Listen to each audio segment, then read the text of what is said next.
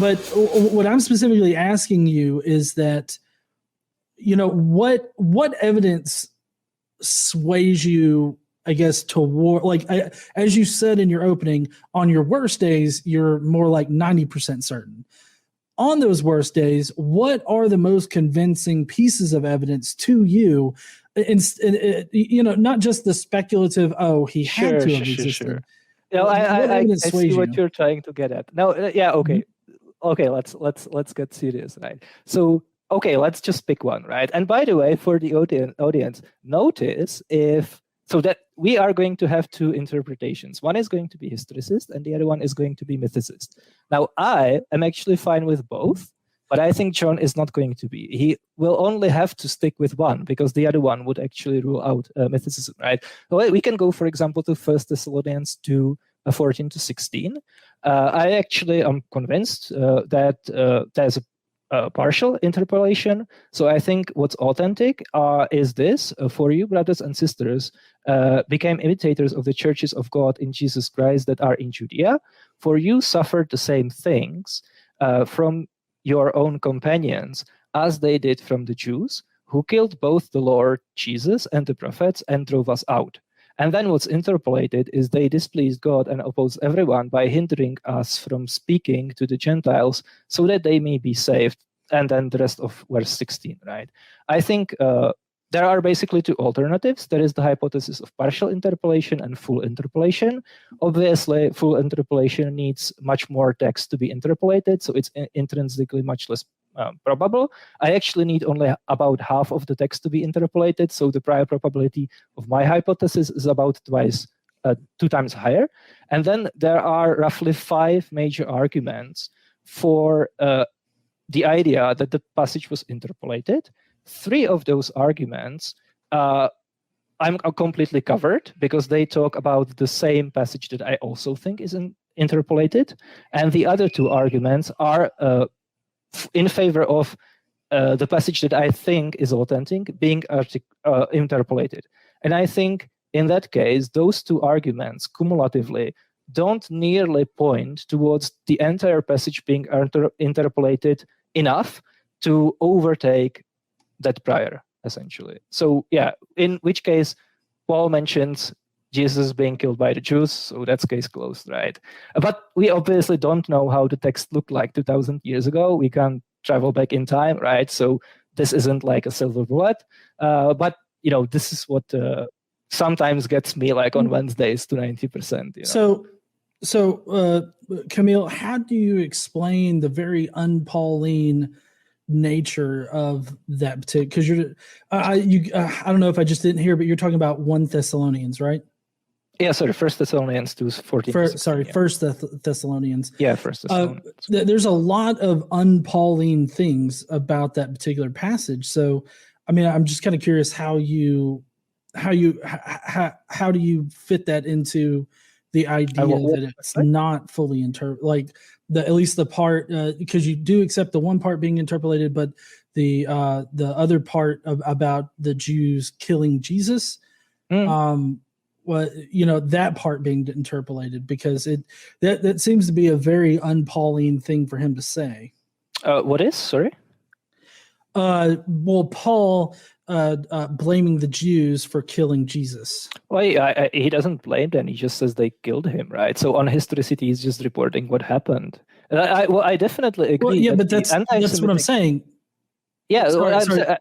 I definitely agree that the anti-Semitic language is very unlike Paul. That's what I think it was interpolated, right? Like, no, it's not just that it's unlike Paul, though, there, Kamil, because this is only ever found in this one particular part of Paul, ever, in all of Paul's work.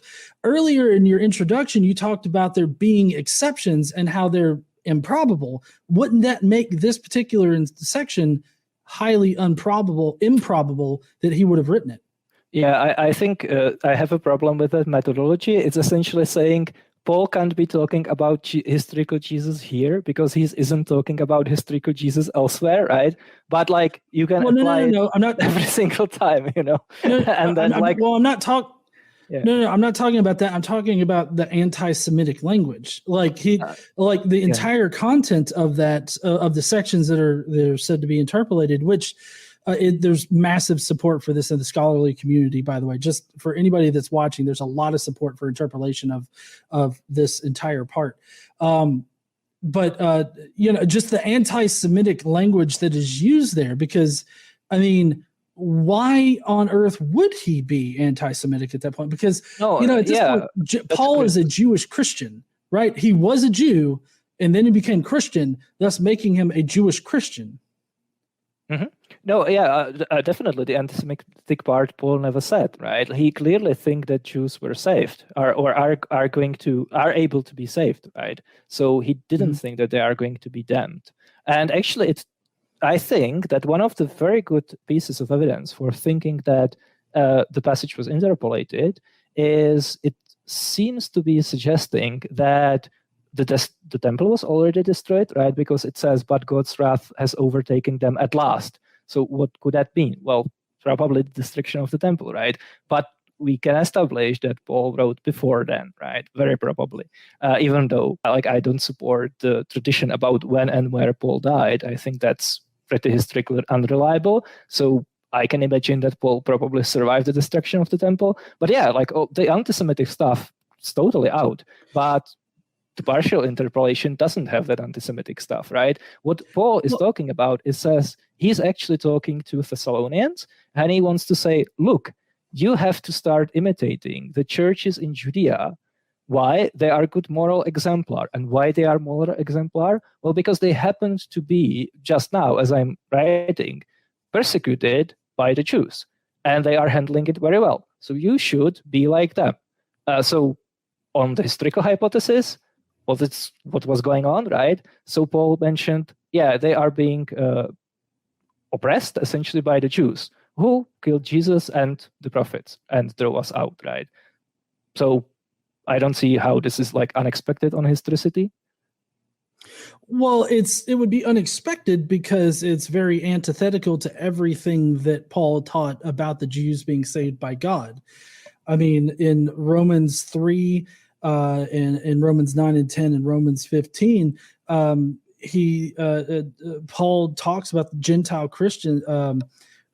Paul is trying to dissuade Gentile Christians from their hostility towards Jews and explain God's plan for them. And then at other points, Paul even talks about how God forgave the Jews even after killing former prophets.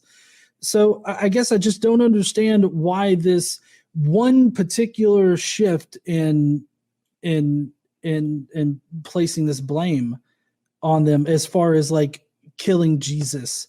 Well, because that's what actually happened, right? Again, in verse 16, I think when supposedly Paul says, "Thus they have constantly been filling up the measure of their sins." Well, that's something that Paul would never write, right? That's clearly anti-Semitic, and that's clearly contrary to his view on Jews, right? But him saying, "Look, to the Thessalonians, start imitating the churches of God who are being persecuted by the Jews." Who, as you all know, also killed Jesus. I don't see any reason why Paul couldn't have wrote that. And I will even give you that. I can give you that, on balance, that part being authentic is at least somewhat unexpected on historicity.